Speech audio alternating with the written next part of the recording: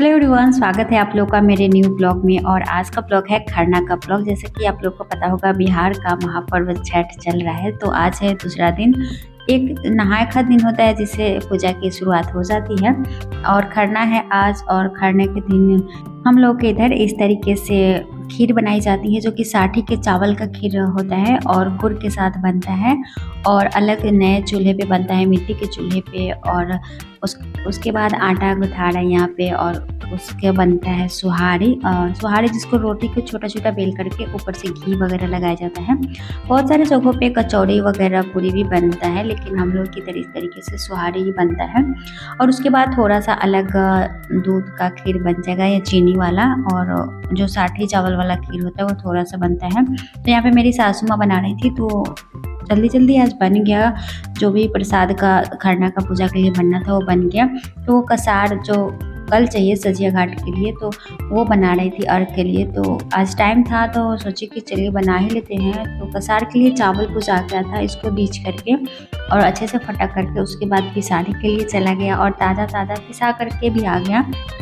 उसके बाद यहाँ पे गुड़ को हल्का सा एक रेशा होने तक इसको गर्म करते हैं, जिससे कि लाई बनाई जाती है। उसी प्रकार से कसार भी बनता है। तो इसका जो पाक होता है उतना भी ज़्यादा गाढ़ा नहीं होता है। हल्का सा पाक को गर्म करके फिर जो चावल को भून करके उसका जो आटा तैयार किया गया है उसी में डाल करके अच्छे से उसका गोल गोल बनाया जाता है, जिसको कसार कहते हैं। यहाँ पे खीर मैं बनाई हूँ, वो की है चीनी वाला खीर, और उसके इस प्रकार से कसार बनाया जाता है। तो पाक हो गया था कम्प्लीटली लगभग, और उसके बाद इसको इस आटे में डाल करके, यानी कि चावल का आटा है और इतनी जल्दी जल्दी पीस करके आ गया। और उसके बाद इसमें डाल करके अच्छे से इसको पहले मिक्स करते हैं, हल्के हाथों से मला जाता है। सॉफ्ट जब हो जाता है उसके बाद इसके लाई के जैसा शेप आकार लड्डू के जैसे बनाया जाता है। और इसको मिक्स करने के बाद थोड़ी देर के लिए छोड़ा जाता है, ताकि ये ज़्यादा गर्म में हाथ भी पकने का डर रहता है। तो सासू माँ मेरी बहुत ही अच्छे से कर लेती हैं। उसके बाद साथ मिल करके हम लोगों ने ये लड्डू बनाया, कसार जिसको कहते हैं आप लोग अपनी भाषा में। और उसके बाद खीर का आधा ही बना था, जैसे कि दूध ही गर्म हुआ था, बीच में उतार करके इसका पाक बनाना था और इसी बीच खीर भी चढ़ने के लिए डाल दिया। जैसे कि सॉरी, मैंने आपको पहले बोला खीर बन गया, लेकिन मुझे लगा था कि वो बना हुआ ही था, लेकिन दूध ही था और उसके बाद चावल वगैरह डालकर खीर बन गया। यहाँ पे खरना पूजा बनना स्टार्ट हो चुका है और इसमें ये सोहारी, उसके ऊपर से साठी चावल वाला खीर, फिर फल फूल डाल करके, पान पत्ता, फूल, तुलसी पत्ता, ये सब डाल करके पूजा होती है। घी का दीप जलाया जाता है, अगरबत्ती, धूप, ये सब। और इस प्रकार से खरना जब हो जाता है, पूजा हो जाता है, उसके बाद निर्जला व्रत दिन भर का होता है इसमें। और अभी यही जो इसका प्रसाद है यही खा करके रह जाना होता है जो छठी व्रत करती हैं। उसके बाद कल होकर के जो सजिया घाट है, तो पूरा दिन, और फिर भोरवा घाट होता है, फिर रात में अर्घ जो डालना जगाया जाता है, हाथी वगैरह जो, वो सब कुछ आपको अगले ब्लॉग में देखने को मिलेगा। तो हमारे साथ जुड़े रहेगा। और निपुण इतना ज़्यादा मतलब संतुष्टि वाला बच्चा है, बहुत ही ज़्यादा सब लोग आश्चर्य कर रहे थे कि कुछ भी खाने को नहीं मांग रहा था। और इस बार थोड़ी शरारतें इसकी कम हुई है, भगवान इसको अच्छे से सद्बुद्धि दे, थोड़ा सा मतलब क्या कहें, स्वभाव थोड़ा सा अच्छा हो और क्या चाहिए। और बच्चा जो है ना, थोड़ा सा मतलब नटखट तो होता ही है, लेकिन इतना भी ज़्यादा परेशान करे तो अच्छा नहीं लगता है। लेकिन इस बार निपुण बहुत ही अच्छे से रहा है। लेकिन वो ऑरेंज देखा था, बार बार बोला था ऑरेंज लेना है, ऑरेंज लेना है, बनाना लेना है, बाद में बोला। लेकिन जब उसको पूरी दे रही थी दादी माँ, तो ले नहीं रहा था, सिर्फ ऑरेंज लिया। उसको भी पहले वो सूंघ लेता है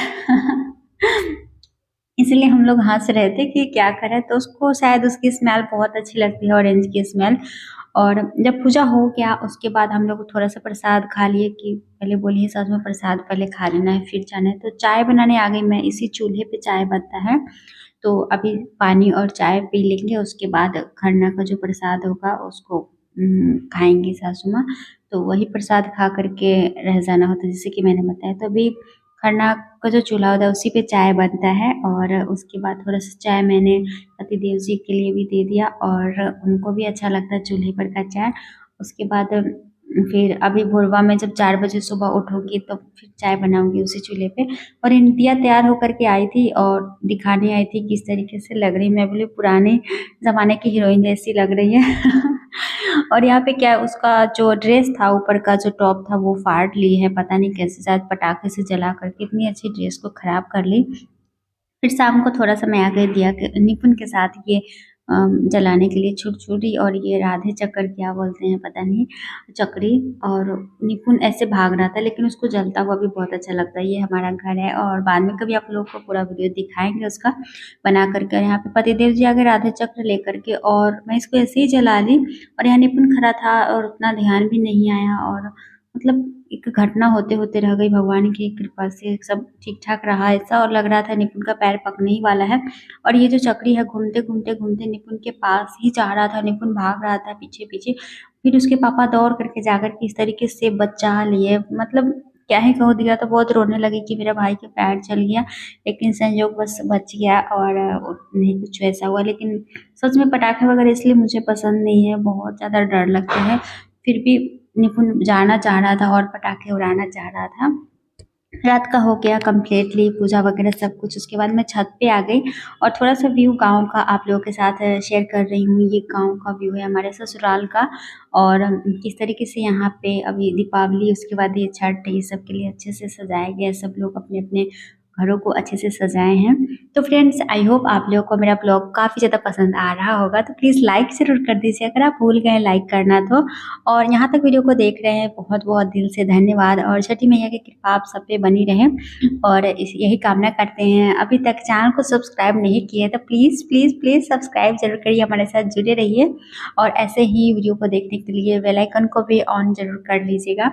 वीडियो को ज़्यादा से ज़्यादा शेयर कीजिएगा, आप फुल सपोर्ट करिए हमें, फिर हम बहुत ही अच्छे-अच्छे ब्लॉग्स लाने की कोशिश करेंगे और लगातार कंटिन्यू ब्लॉग्स आप लोगों को देखने को मिलेंगे। और किसी दिन मैं अपने ब्लॉग में आप लोगों को अपना घर भी दिखलाऊँगी, लेकिन अभी सिर्फ़ बाहर से थोड़ा-सा वीडियो मैंने लिया है, उसके बाद मैं छत पे चली गई थी। और हालाँकि मैं रात में नहीं गई हूँ, जब 4 बजे सुबह मैं उठी थी, 3:30 के आस-पास में मैं उठ गई थी।